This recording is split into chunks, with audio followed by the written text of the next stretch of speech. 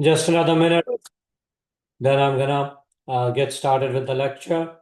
So I'm gonna continue with human resources, and then depending on how far we get, I'm gonna go into chapter 4. There's stuff there that I have not covered yet, so we're gonna go to chapter 4 after that.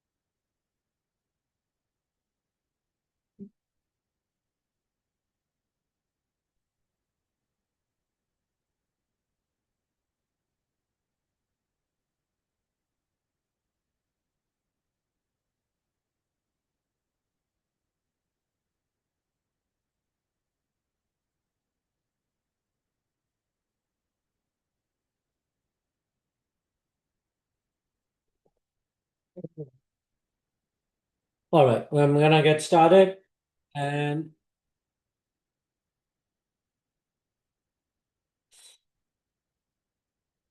so this is where we left off. We were talking about uh, termination of employees. And so for voluntary resignation meetings, what do you want to do? Voluntary obviously means that the employee themselves is quitting. You're not laying them off, you're not firing them. You basically want to make sure you thank the employee, discuss transition plan, uh, explain that there'll be an exit interview, review when they will get the final paycheck and the benefits information, and you may want to discuss with them about references or future contact, how they go about doing whatever. So, as far as, and this is again continuation of where we left off in the last class. So, human resource, they update the status of the employee in the human resource information system to terminate it. Basically, they will update the software to indicate the person has been terminated, and you'll probably want to include the type of termination, reason for termination, that was voluntary or involuntary, or if it's a layoff. So if it's involuntary, it can be for cause, or it can be due to other reasons, and such as financial reasons. You have to you've lost a contract, lost a client, etc. So again, you document the reason. Final paycheck needs to be processed. We'll discuss this in a few minutes. The requirements, they vary a little bit state by state, but pretty much for New York State, you need to make sure they get their final paycheck um, on the day they were originally supposed to get paid. Like if they were not terminated, the date that they would get paid, that's typically the day for New York, but it varies a lot state by state. And this is something you would want to make sure that you are aware.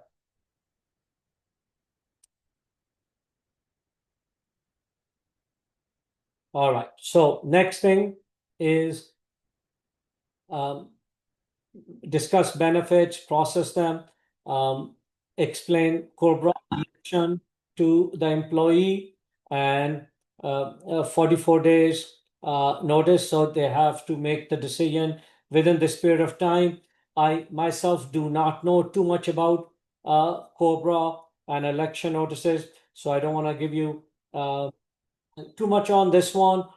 Human resource uh, professionals, will know in detail these rules and regulations, and they should provide that to employee, let them know how they have to do, how long they have to do it. Again, I have in my notes 44 days, but I do not know this firsthand. This is not something that I do, so I am not as familiar with COBRA, but basically, COBRA is a federal law requiring um, employers to give employees an opportunity to continue their benefits, and especially health insurance. Employees able to continue with their health insurance, but the difference is the employee has to pay both for the employee portion and the employer portion. That's typically the way it works. So the employer is just giving them an opportunity to continue their benefits, and this is required by federal law.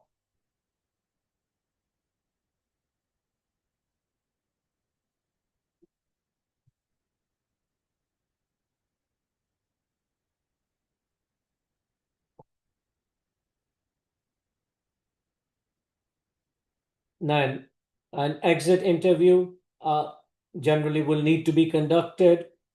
You may need to prepare employment verification letters. Again, I'm gonna just go through.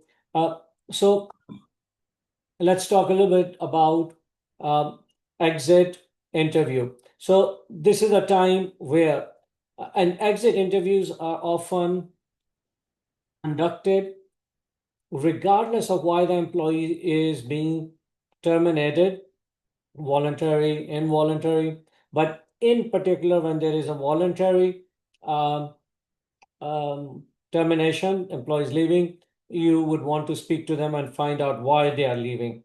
And if it's involuntary, this is basically um, your opportunity to let them know um, the reasons and what benefits they can still expect to have from the company. And what I mean by that is the company may, even in the case of involuntary termination, may provide some assistance, either financially or through other means, such as helping them find another job. Again, depends why you're terminating somebody, or if there are layoffs.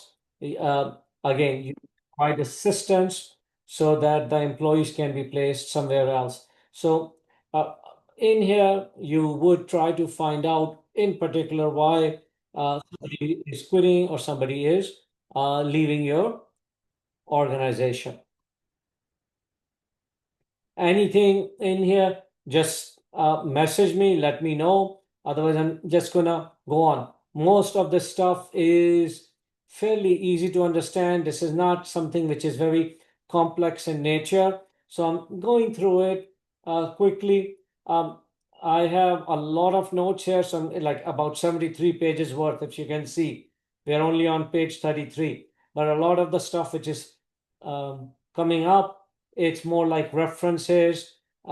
So we maybe have another 20 pages or so to go through. And then after that, I will post it online. I may condense it because it's just too much information which is in this particular document. So I may condense it and then post it. But a lot of it is something that should be simple, easy to understand, straightforward. Uh, and if you have questions, just ask me, send it to me through chat. Otherwise, I'm going to keep on proceeding.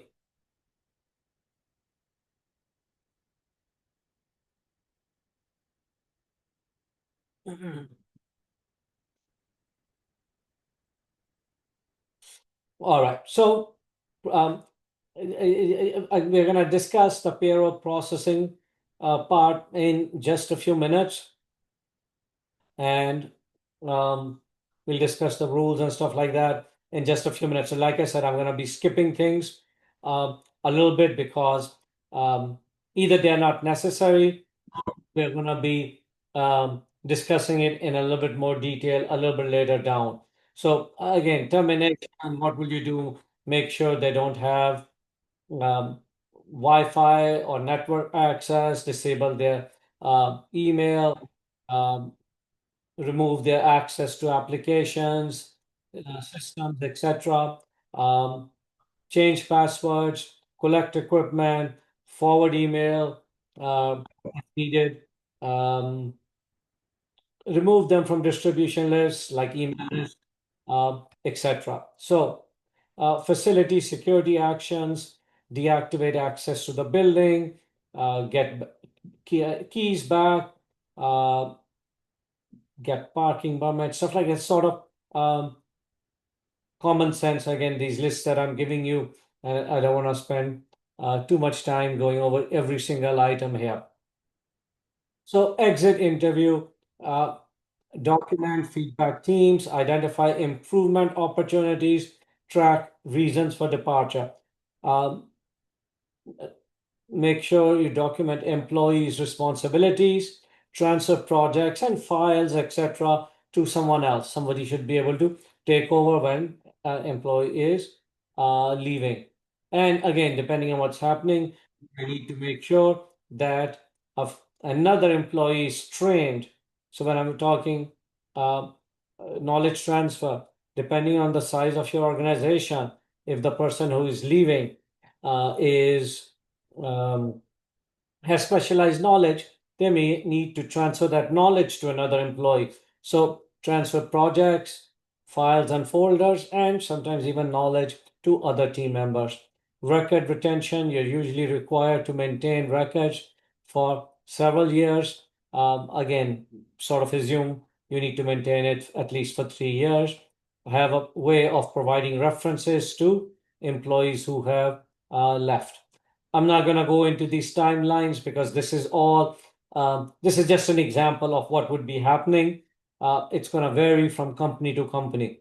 So I'm not going to get into it, but just uh, you would normally keep things confidential, schedule time, prepare Cobra, all of these things. Then you'll let the employee know, meet with them on the termination day, let them know exactly what needs to be done. And these are just samples, examples of things that you may need to do on that particular day. And as we discussed in the last class, typically the termination day should be Monday, Tuesday, Wednesday. That's typically better to uh, terminate employees Monday through Wednesday rather than doing it on Thursday or Friday, especially Friday. We already talked about Cobra and number of days. I have a lot of stuff here which is just a repeat or not as critical. Right.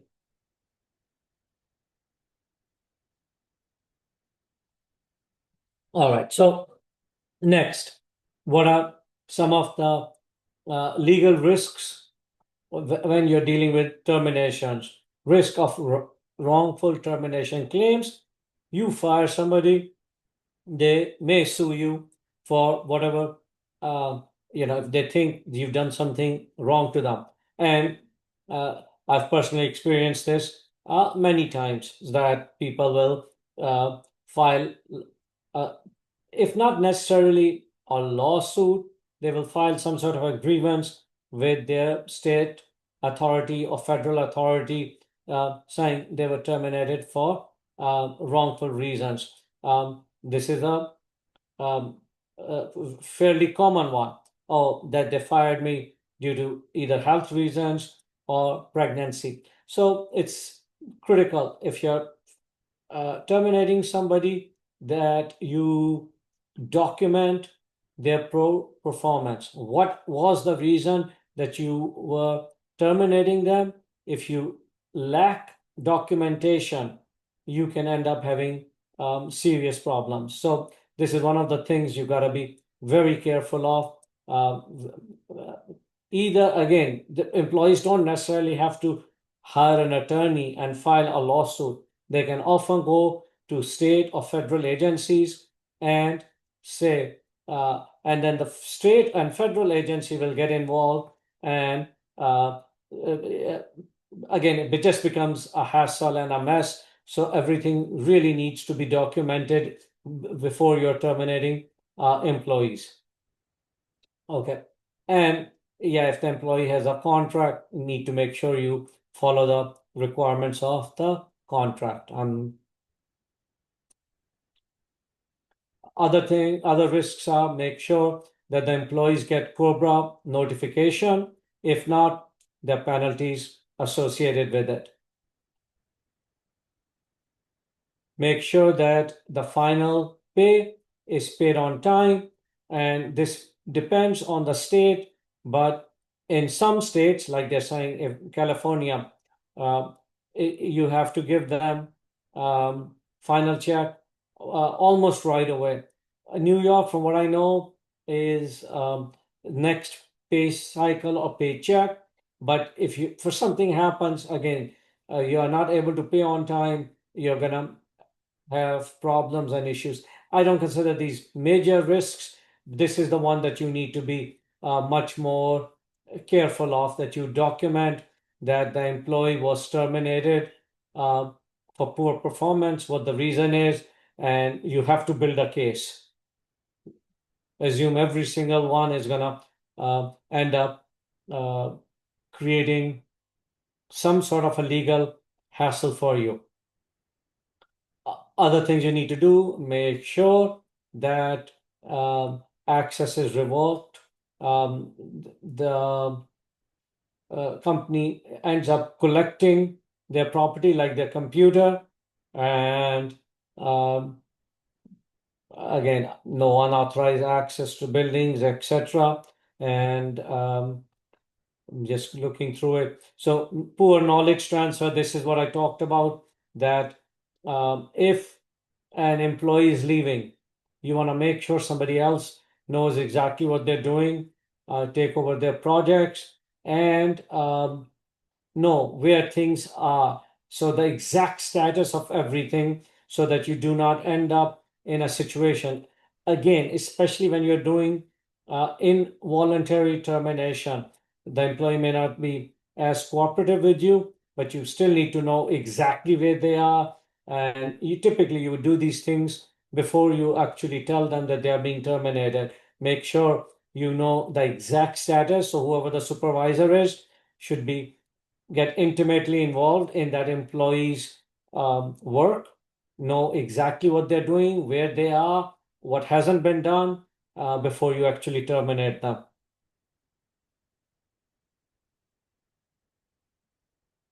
And I'm just gonna move on because a lot of these things are pretty much, I've covered it, many times. I think I'm gonna move to the next section now. And next section is not a big one. Uh, it's something which is fairly straightforward.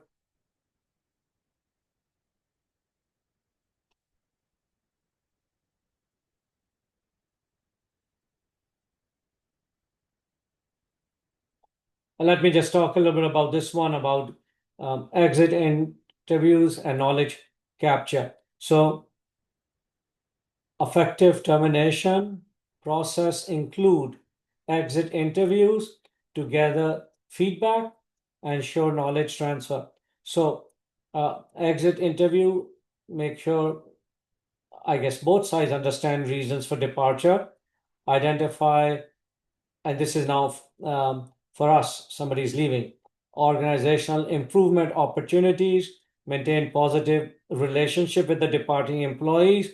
You never know, you may need to contact that employee a few weeks later, a month later. They may have some specialized knowledge which you did not even realize, and you find out later on. So try to maintain positive relationship, protect the organization from legal risks, and capture institutional knowledge. So some of the best practices: timing, schedule it near the end of the employment, last day or day before. Allow enough time for having a meaningful conversation, but again, not too long, about 30 minutes or so should be fine in most instances. And for voluntary resignations, sometimes this could be done after departure, so you get more candid feedback from the employee. Uh, Who should conduct the exit interview? Should be a HR professional, not their immediate supervisor. Why? Because they're not typically dealing with the HR person all the time. They may be unwilling to say things about their immediate supervisor. Just like I said here, you want to have maintain positive relationship when departing. The employee probably wants to do the same thing, especially with their immediate supervisor, because the employee may be asking for a reference down the road, even if it's not now and that supervisor. So they may not want to say things directly to their immediate supervisor, but they may be more willing to talk to the HR professional. So, uh, and HR people are skilled. They're trained in how to interview, what type of questions to ask, what type of questions not to ask. Question areas, why are you leaving? Were you satisfied? How was your relationship with the manager? How was your relationship with the co-workers? How was the work environment? How was our compensation compared to others?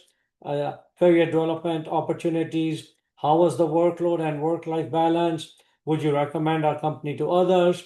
Would you consider returning, etc.? Anything they suggest for improvement. So you need to document this. Again, HR people would be documenting this. You as an accountant just need to be aware that these things should be done. And I'm gonna just move.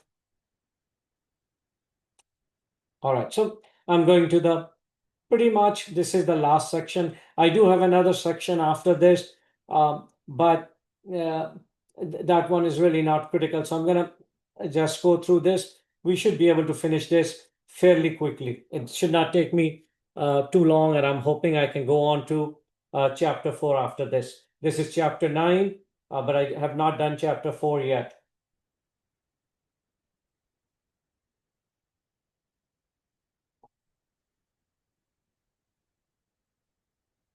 All right. So, and the reason I said at this point we should be able to go through this very quickly is because the stuff that we have in the books or the notes that I have are for all types of organizations, but I'm just talking from a practical perspective. Payroll is nowadays relatively simple because of software which is available. Since we have all this software, the likelihood of risk is low. Obviously, the company that's programming, for them, the risk is very high. They make one tiny mistake, and hundreds and thousands of employees might get affected. There will be serious penalties. But as a user of these systems, generally the risk is low and the complexity is also low. Yes, payroll processing is complex business function. In fact, it's so complex that you don't want to be doing this manually. So, and once you're doing it in an automated way, so manual in-house, it would be something which would not be very smart. And virtually, again, I see no reason for anybody to be doing this at this point in time. So payroll software is what you would be using, and it's often a dedicated payroll software. So, for example, if you're using QuickBooks for your accounting, QuickBooks has a separate module that you can purchase for payroll purposes. And this is what I use typically myself.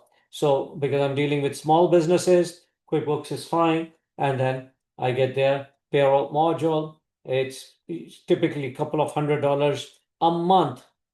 It's not cheap, but it saves you a lot of time, and it when I'm saying saves time, one, it automates all the calculations, compliance is built in, and reporting is also done. So huge disadvantage require payroll knowledge? No, very little knowledge. Okay. Company is ultimately responsible for compliance. That's true, but you need you obviously need to have some knowledge, but not a lot of knowledge to run payroll once it's been set up. Whoever does the setup better know what they're doing. But once it's been set up, it's fairly simple, straightforward, and the advantages are not just automated computations. With this, direct deposit would be done.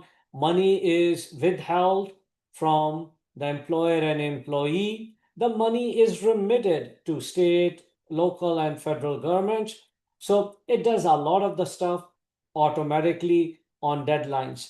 When you have a large amount due in terms of payroll, sometimes you have to remit within 2 or 3 days to the governmental entities, whatever money you collect. This will do it all automatically, and you don't need to worry. I have gone through not having all of this stuff. So from mid 80s onwards, even though payroll was quite readily available, at that time it was expensive for smaller companies. So I process things manually. So gone through it, and now compared to what it was 45 years ago, it's obviously a huge difference. And it's obviously much cheaper than it was way back when.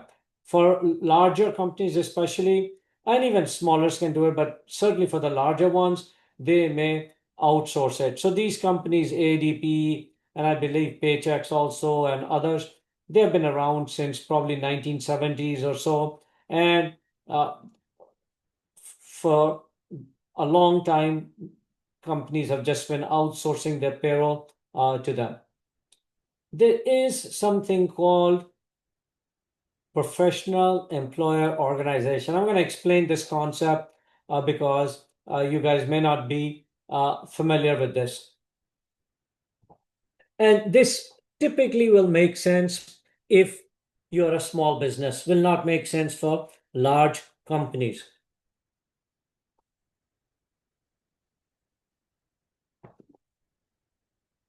This thing is also referred to as employee leasing, and the advantages and disadvantages associated with it. So, what is this thing called employee leasing? And I'm going to assume that you are a small business. Let's say you're doing something retail, and uh, you decide to go with this.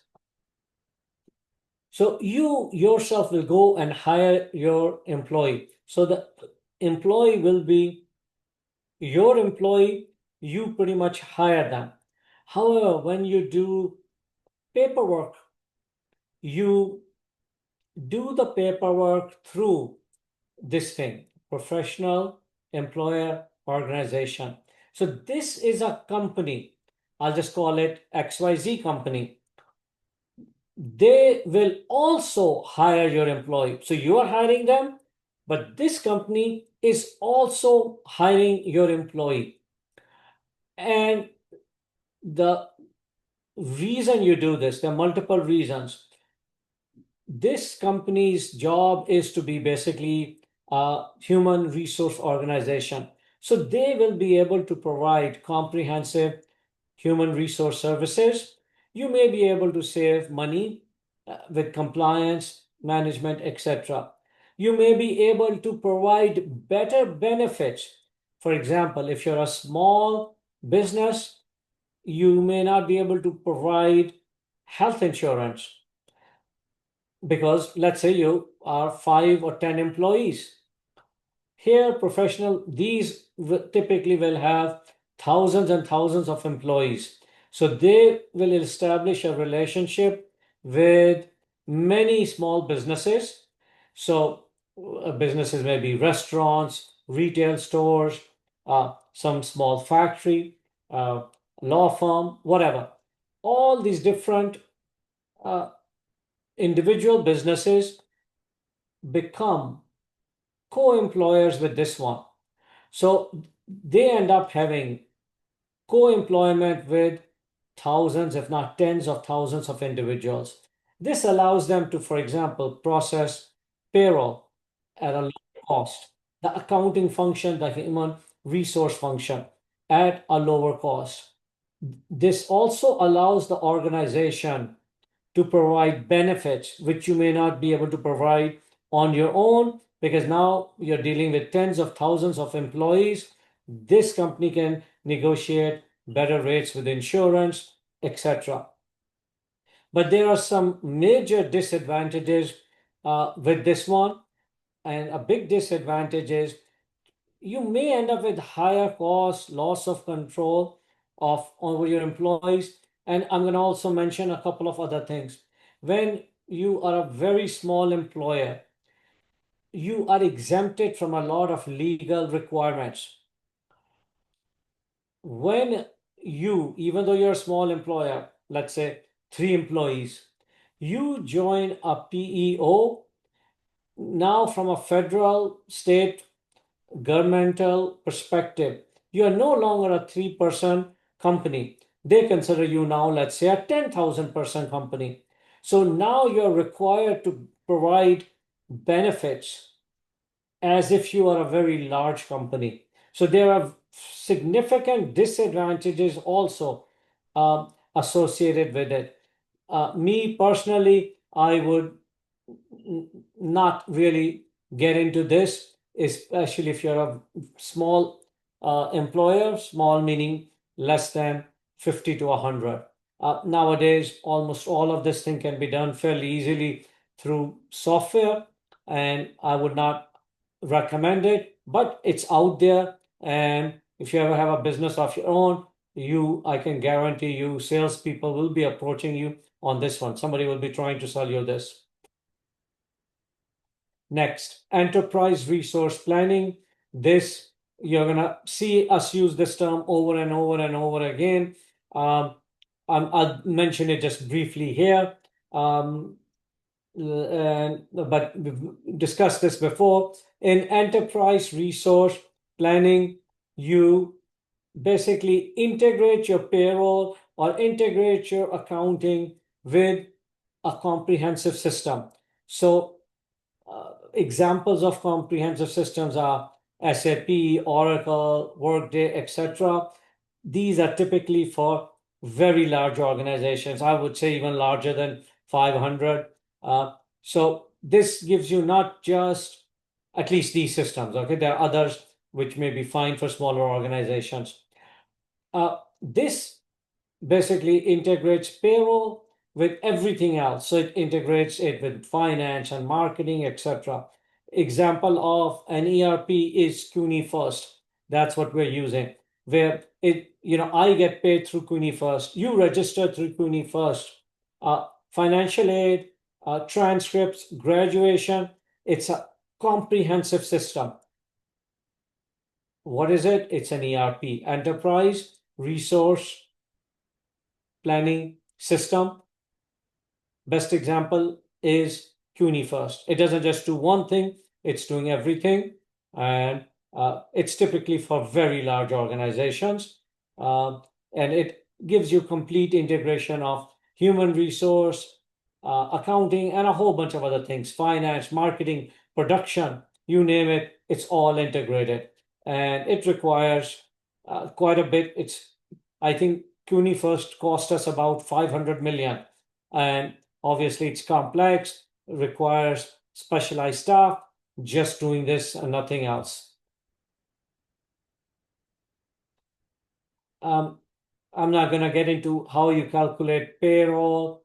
Like I said, this is all really done through software. It's fairly simple, straightforward. And I think I'm almost towards the end of this chapter.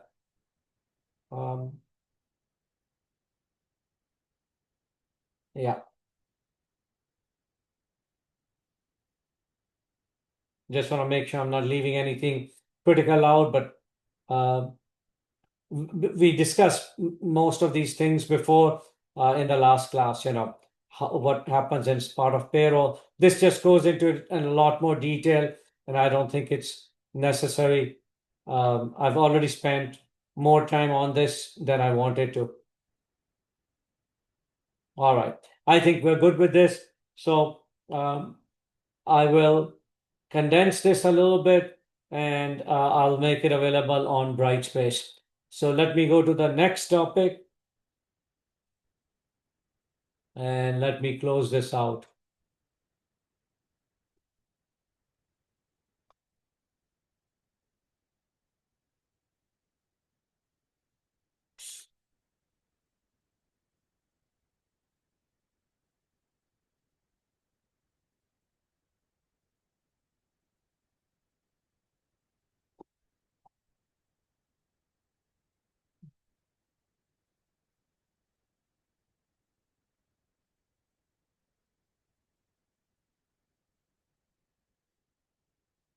All right. So this is chapter 4, and it just talks about software and systems. This is not a huge chapter, in my opinion, but I just wanted to go over it for the sake of completeness. And, we're going to talk about different types of software, technologies, etc., including, again, ERP. Again, not a huge chapter, and I want you to understand some of the basics, terminology wise, what it is and how you use it. So nowadays, virtually everything that is being done is it's an online processing system. That's what you're dealing with, online processing. What does that mean? Information systems are fully online and performing real-time activities. And for most of you, you probably are not even familiar with any other environment. Everything we're doing nowadays, with few exceptions, is pretty much online, real time. And uh, keeping that in mind, let's just move on. So we have two categories within online. So we have what's called online transaction processing, and then something called online analytical processing. So the online transaction processing is probably what you're familiar with. This is when you are engaging in some sort of a transaction. It happens instantly in real time. And that's what we mean by online transaction processing. So this is typically a business's day-to-day operational activities. And it consists of processing high volume of quick, short transactions. Somebody buys something, they add something to their shopping cart, they check out of the shopping cart, shipping label is printed. Quickly, these things are happening. So, what is the focus? It's on fast processing of data, fast query. And you should be familiar with this already. Insert, update, delete. We talked about this when we were talking about databases. We talked about what was called CRUD. CRUD stood for creating, which is another way of saying inserting, reading, and they don't mention that in here, but it's you inserting, update, delete, and of course, you're reading as well. And I'm going to just add that to my notes. So you need to be able to read from database, insert into database, update databases, and delete. So high volume of transactions, and you maintain current detailed data. And those of you, especially who are taking 343 with me, the database that we're going to be using, I had you sign up for it in the last class. That is going to be an example of what we are doing here. And this may or may not be true. So using either normalized databases or and I'm going to just add here or.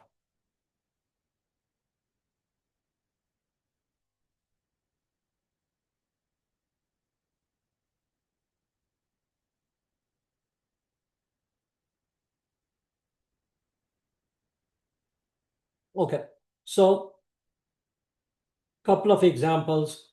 So when you are doing an ATM transaction, you're withdrawing money from your account. This needs to be done instantly, immediately, in real time. You cannot wait for example, balance to get updated. So at the end of the day or in 24 hours, etc. So when this is happening, the system will verify your account, check your balance, deduct the amount, update your balance. Everything is done in real time, and uh, it's something simple, straightforward. On the other hand, when you're purchasing something, and I'm going to use the example, when you're doing something by check, then you're paying by check. Yes, there are instances where retailer is able to withdraw money instantly using ACH or some sort of electronic fund transfer. But at other times, what happens? They are going to take a check and it will go and get deposited at some point, maybe at the end of the day. And then the bank also typically will process everything in a batch, not right away, not instantly. So there are instances where uh, the online transaction processing works. And then there are other instances where you want to do things in batches. I'm just scrolling down a little bit and then I'll come back up. So I know I have something with batches here. For Okay, so batch processing. So we'll come back to it, but there are some instances, even now, where this would be done.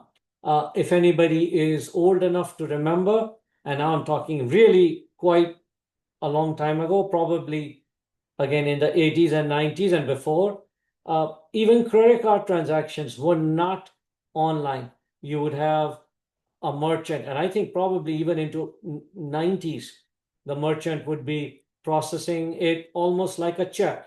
They will take your card, they would use a machine to make a copy of your card. And a credit card used to be 3D numbers on it, so you could easily copy them by sliding them through a machine, not a copier or anything.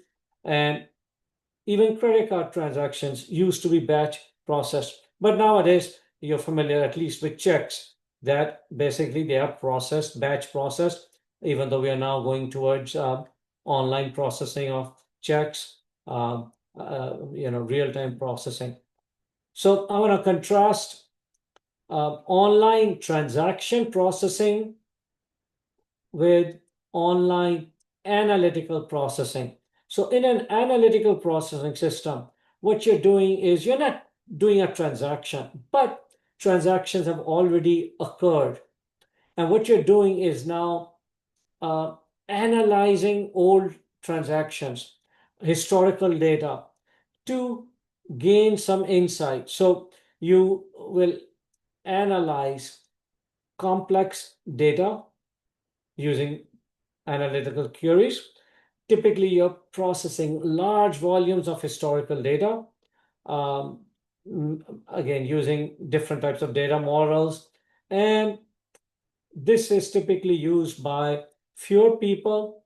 They are specialists in being able to run this. So the data analytic function, somebody who might have a degree or a background in data analytics is likely to be using uh, um, um, this technology or this system.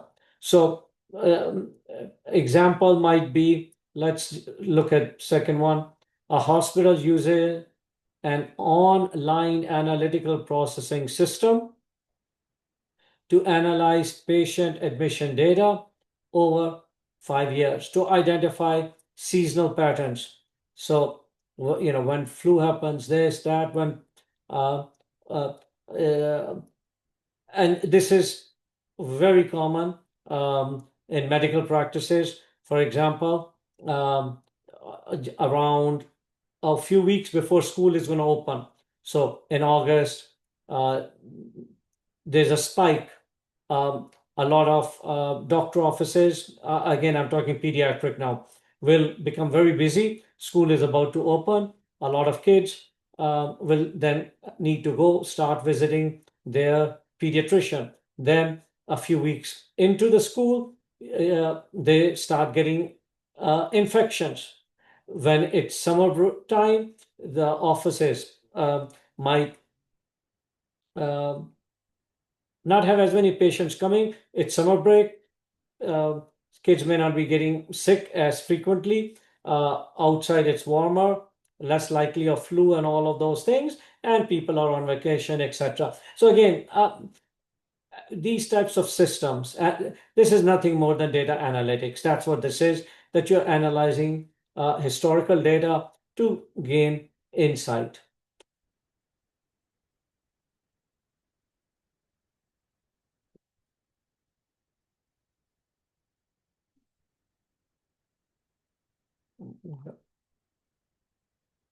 And again, I just talk about sort of different types of systems. And these are generic terms. So, transaction processing system, TPS, just the typical system uh, that somebody would be using on a day-to-day basis that typically falls into this transaction processing system.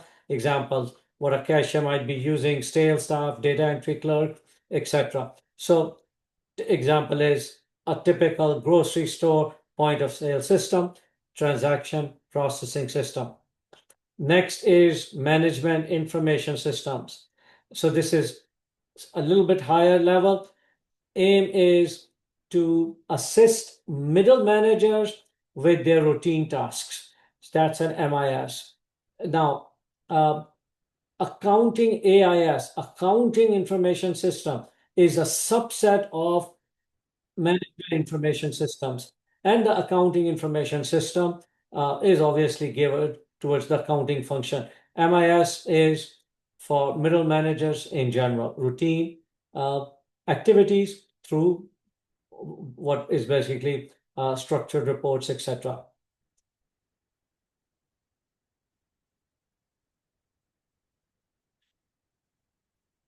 Decision support systems and executive support systems almost are the same thing, and they are for typically upper management assists in solving non-routine problems. So MIS is typically routine problems. Decision support systems typically non-routine problems. They help support unstructured decision making. Executive support systems, again, typically these are used at the top management level, at the highest organizational level. And this is something that would be helping top management keep track of whatever is going on in the company. So there would be a dashboard, for example, showing revenue growth, market share, profitability, etc. But it's um, at a broader level. It's a company-wide level. Rather than something which is a little bit more detailed, like a sales report for product XYZ for the month of October. Well, that would be information provided by MIS. And they are, of course, interrelated. It's not necessarily separate systems. And we already talked about the methods. So batch processing, we've discussed real-time processing. That's what you're all familiar with already. Okay, so next, let's go a little bit into software and programming and discuss that.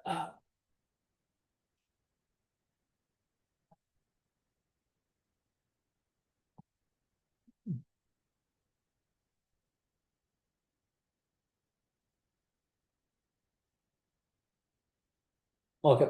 So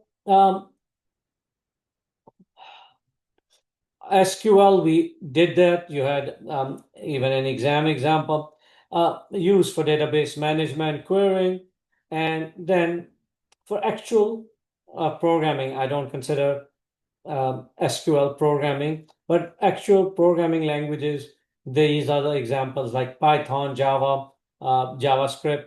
Um, you really don't need to know much beyond this. That okay, there are programming languages out there. System software. What do we mean by that? Uh, in Windows, Mac OS, Linux, Unix, these are the operating systems. Or on cell phones, you have the Android. That is an example of an operating system. You have a Chromebook has their own operating system. So that's what we mean by operating system. Database management software. So you know already examples: Postgres, Oracle, MySQL, SQL Server. So this the one we have used is Postgres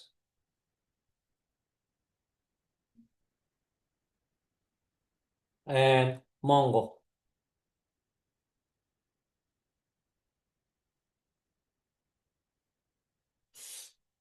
Um, I'm sure you've all used utility programs like an antivirus or a backup, and most of you have had some experience with antivirus.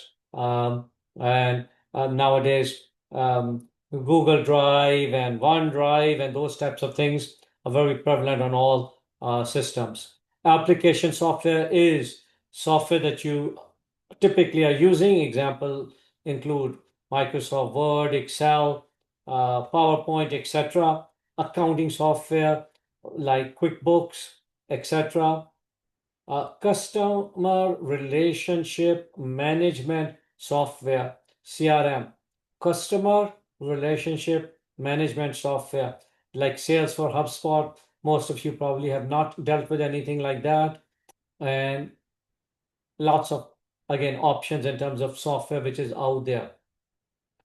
You historically have had two choices with how you get your software. One is you purchase it from third party, like I'm using Microsoft Word, I bought it from Microsoft.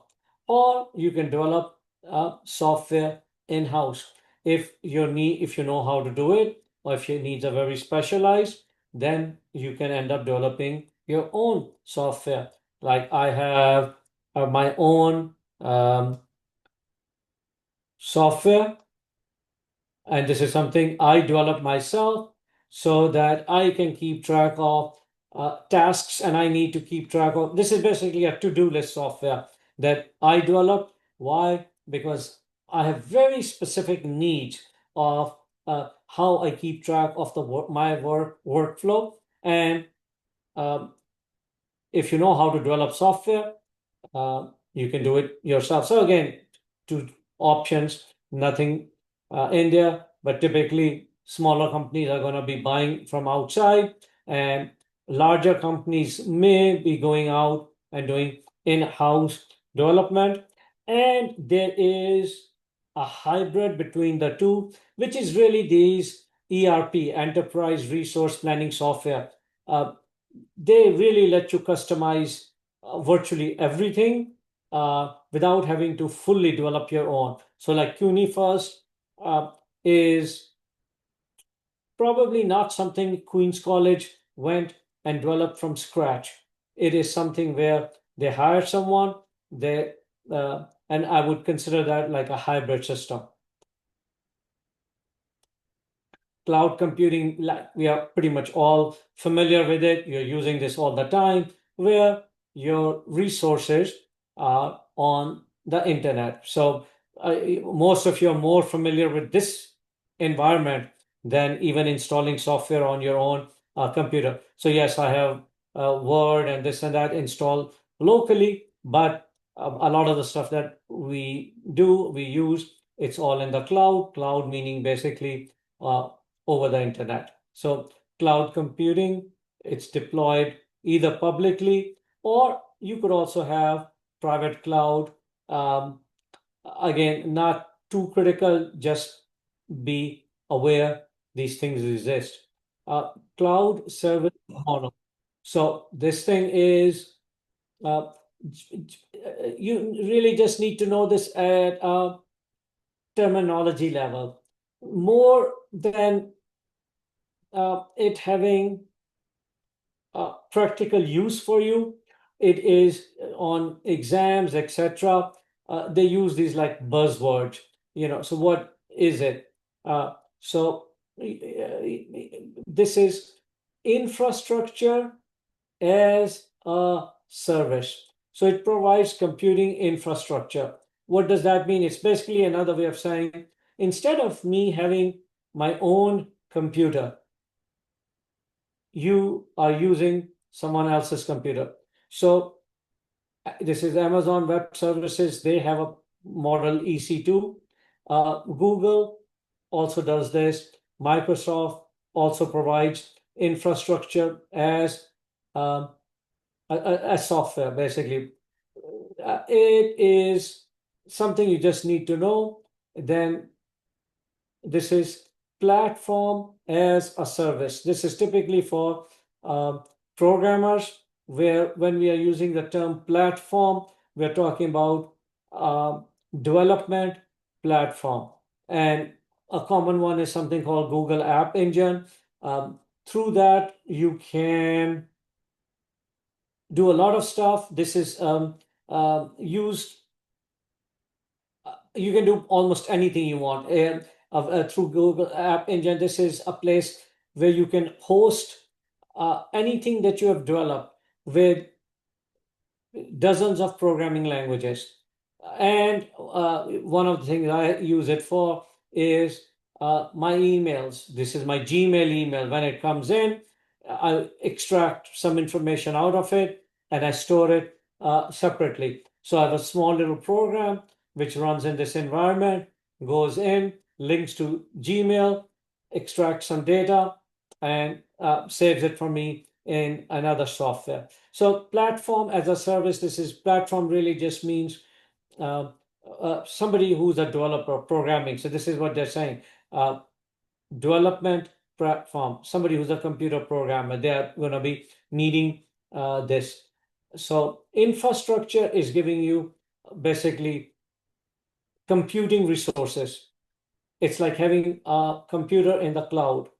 This is having a computer in the cloud plus some software is installed specific to developing software. And then third would be software as a service. And this is something we all are using all the time now. So software as a service, I, for example, use QuickBooks Online all the time. And almost, this Word and Google's Doc, etc. All of those are basically software as a service. If you have Adobe, um, uh, a lot of the stuff is just running on as a service. We used Draw.io a couple of classes ago. What is that? Software as a service. So three categories: infrastructure as a service, platform as a service, and software as a service. So just be aware, and it's infrastructure as a service, and basically they're providing you hardware through software that you are able to connect and use from using a simple computer you have now access to very powerful, sophisticated computers on the cloud.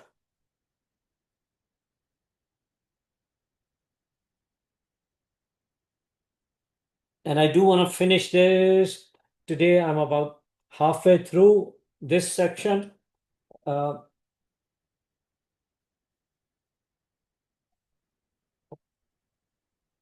Most of this is simple, straightforward. So I'm gonna now speed up a bit.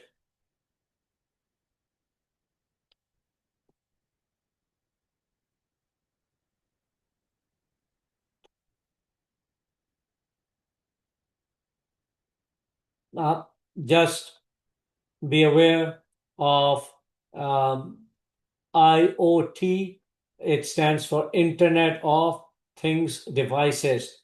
From last I remember, but just terminology wise, and I'm gonna just quickly Google it. But that's what I remember. IoT was Internet of Things. Um,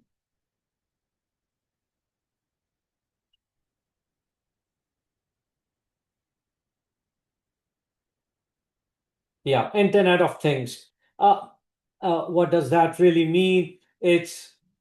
They're not giving us a good one. I'm gonna just bring it here because I did not have it. It's basically internet which is being utilized at the level of a physical product. So typical example would be you might have a dishwasher which has internet related functionality built in, and it will be using this. So I'm going to talk about it in this context. In the consumer market, IoT is synonymous with smart home products and includes devices like thermostats, smart speakers, etc. And I have, for example, the dishwasher I have is Wi-Fi internet, and actually I bought one uh, maybe 2 months ago, and that was so much into Internet of Things that that particular dishwasher had absolutely no display. Everything had to be done through app, which for me was quite annoying, and I ended up actually returning it and getting one which was quote unquote not as sophisticated. But just this is all at a terminology level that you should know what IoT stands for. Internet of Things. So it may sense temperature in the fridge, notify you if it's falling or somebody left the door open, those types of things at a consumer level.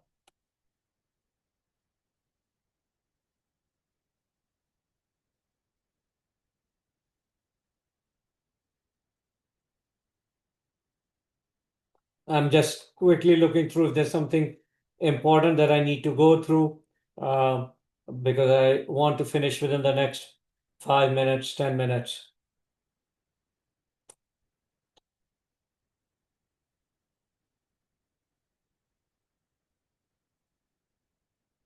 We're going back to this thing called enterprise resource planning. So I've discussed this before. This term you're going to see over and over and over again. So I want to make sure you understand it. What is an ERP? It integrates multiple business functions, systems in a single cohesive platform. So accounting, marketing, production, human resource, payroll, etc. All of this, and this is you're going to see this term so frequently.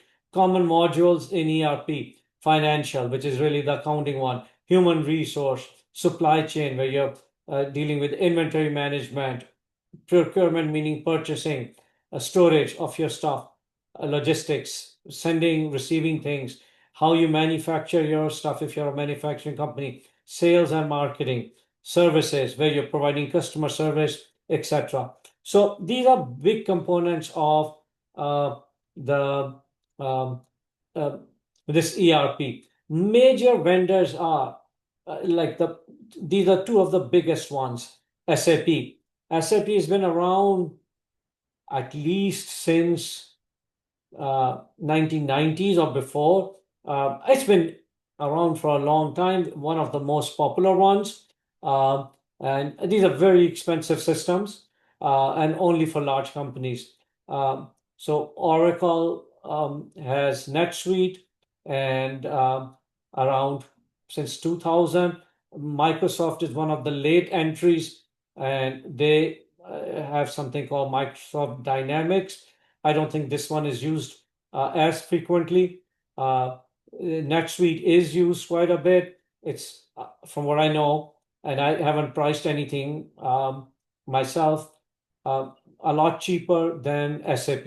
SAP, and this would be even cheaper. Microsoft Dynamics. Um, a lot cheaper is like this one called Sage. So again, these are systems which will integrate many different functionalities in one. So,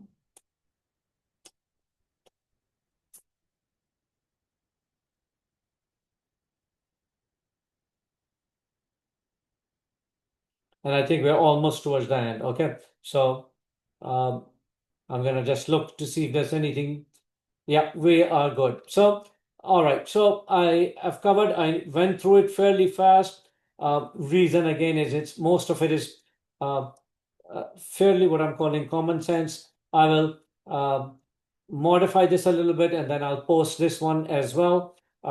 But this one, I got pretty much everything. I added some stuff, but I got everything from right here, which is your um chapter 4.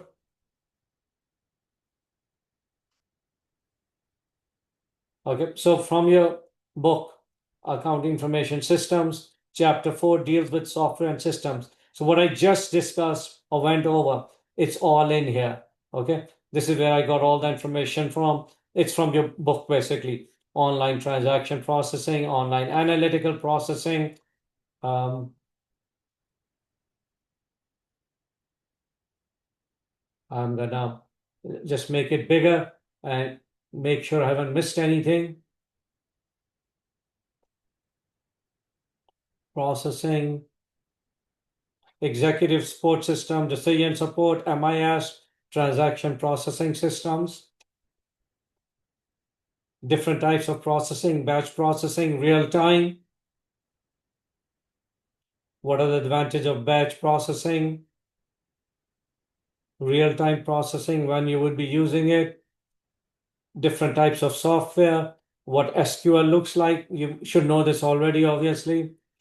Common programming languages, uh, C Sharp, C++, Go. I typically use Go and JavaScript and Python. These are the three I use most of the time. The difference between system software and application software. System software is like Windows, Mac has its own OS, Android in terms of software. So system software, Linux and Unix, and then application software. So within system software, some of the examples that we have, um, communication software. Um, you guys, I'm sure, have never used this thing called FTP, but this is out there. Utility programs like zip files, backup. So just some examples, again, coming from the book, application software. We've all used this: Word, Excel, PowerPoint, etc. Um, you can either make it yourself in-house or you can buy it from someone else. Some of the risks related, not too important, that's why they're not. Cloud computing. So you can see pretty much everything that I have in here, it's coming from, the notes I have, it's coming from in here. There's not much of a difference between this and that. I just, uh, sometimes need to add some stuff here and there, and that's why we have this. So we're done for today. And any questions, let me know. Otherwise, you can disconnect.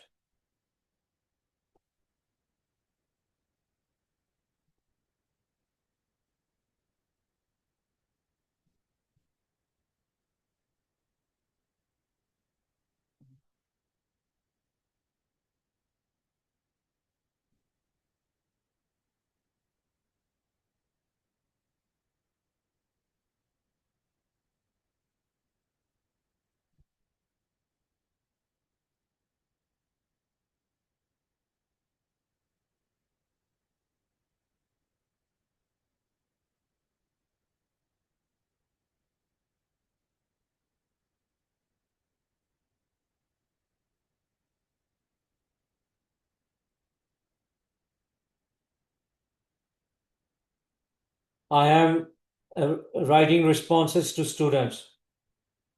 So I'm still here.